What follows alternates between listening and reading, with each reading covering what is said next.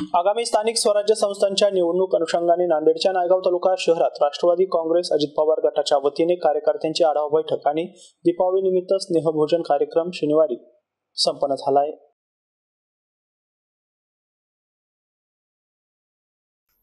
या आढावा बैठकीच्या अध्यक्षस्थानी आमदार प्रतापराव चिखलीकर यांची प्रमुख उपस्थिती होती, तर उद्घाटक म्हणून माजी मंत्री खासदार भास्करराव पाटील खतगावकर यांची उपस्थिती होती। त्याचबरोबर विचारमंचावर माजी आमदार मोहनअण्णा हंबर्डे, सुभाष साबणे, व्यंकटराव पाटील, जिल्हा परिषदेचे माजी शिक्षण सभापती शिवराज पाटील होटाळकर, गिरीश गोरठेकर, कैलास गोरठेकर, वसंत सुगावे यांच्यासह मान्यवरांची उपस्थिती होती। या प्रसंगी माजी खासदार भास्करराव पाटील खतगावकर आणि आमदार प्रतापराव चिखलीकर यांनी आगामी काळात होणाऱ्या जिल्हा परिषद पंचायत समितीच्या निवडणुका ह्या राष्ट्रवादी काँग्रेसचे अध्यक्ष उपमुख्यमंत्री अजित पवार यांच्या मार्गदर्शनाखाली होत असताना नांदेड जिल्ह्यात मित्र पक्षासोबत सन्मानपूर्वक युती झाल्यास लढवल्या जाईल, अन्यथा आपण सर्व जिल्हा परिषद गट तसेच पंचायत समिती गणामध्ये उमेदवार देऊन सक्षमपणे लढवल्या जाईल। आपण आजपासूनच निवडणुकीच्या कामाला लागावे असे आवाहन यावेळी करण्यात आले। यावेळी नायगाव तालुक्यातील कुंटूर, बरबाडा, नरसी, मांजरम परिसरातील कार्यकर्ते मोठ्या संख्येने उपस्थित होते। Gangadhar Gangasagare, MC news, Naigaon, Nanded.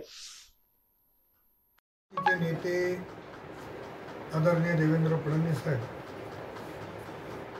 आदरणीय अजितदादा पवार साहेब आणि एकनाथराव शिंदे साहेब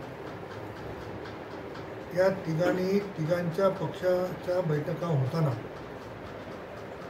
त्या बैठकीमध्ये एक सूचना दिलेली आहे की शक्यतो तुम्ही युती करून निवडणुका लढा आणि ज्या ठिकाणी युती होणार नसेल तर त्या ठिकाणी मैत्रीपूर्ण स्वबळावर निवडणुका लढाव्या लागतात। युतीच्या संदर्भातला प्रस्ताव आमच्याकडे कोणाचा नाही आहे। युतीमध्ये आम्ही 3 पक्ष आहोत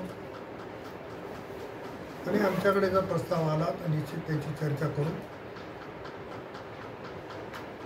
त्यांचा आणि आमचा सन्मान राखून युती होत असेल तर युती करायला आमची तयारी आहे। जर युती होणार नसेल राष्ट्रवादी काँग्रेस पक्ष स्वबळावर निवडणुका लढायला तयार आहे आणि ती तयारी पूर्ण राष्ट्रवादी काँग्रेसची आहे। तर बारामती, पुण्याच्या धर्तीवर नांदेड जिल्ह्याचा विकास झाला पाहिजे। आज नांदेड जिल्ह्याच्याही दुपटीनं धरणंही त्या भागात आहे, पण बारामतीमध्ये कधी पूर आला, कधी घरात पाणी शिरलं, या तुम्ही ऐकलं नाही, मी ऐकलं। तिथं ज्या पद्धतीनं नियोजन केलं गेलं, आपल्यापेक्षा धरणं दुप्पट असतानाही, पण त्यांच्या नेतृत्वात आम्ही पण ते नियोजन करू। शेवटी जनतेनं मनात ठरवल्याच्या नंतर मी आताही भाषणात सांगितलं, माझ्यासारख्या सामान्य कुटुंबातल्या कार्यकर्त्यांना तुम्ही लोकसभेवर पाठवा। की माझ्यासमोर जो उमेदवार होता त्याच्या पासंगाला नाही, शेवटी लोकांनी जो निर्णय घेतला त्या निर्णयावर अवलंबून असतो आणि मला काही असं वाटत नाही। तेव्हा आता आमच्या 3 तारखेला आणि 4 तारखेला राज्यस्तरीय बैठक आहे।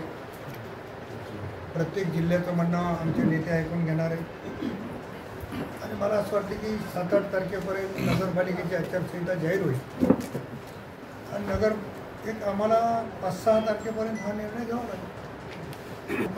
तेव्हा युती करायचीच असेल तर त्यांनाही 2 पावलं मागं सरकावं लागेल, आम्हालाही 2 पावलं, असं नाही म्हणता येईल।